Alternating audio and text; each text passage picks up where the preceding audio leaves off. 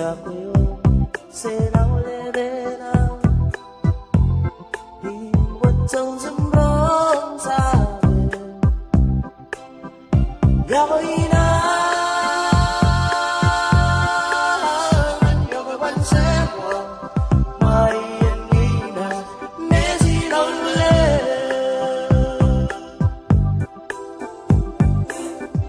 Yokwe será le bena đi một trong giấc mơ xa về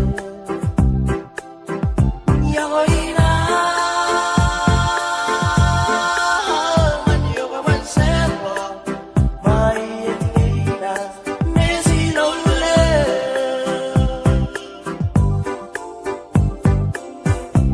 Yokwe anh rồi em tô lo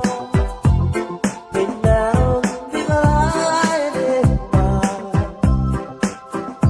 Amina amole vanema mai in la sirene del mio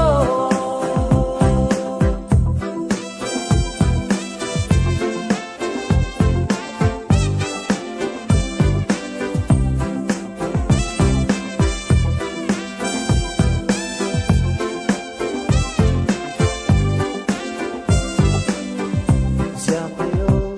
será le bena đi một trong giấc mơ xa về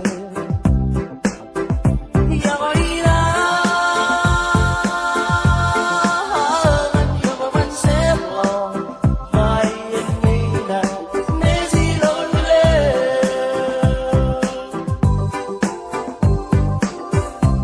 Yokwe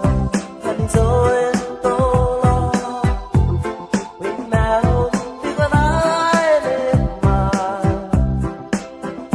Amina amole vanema mai in la sirene del mio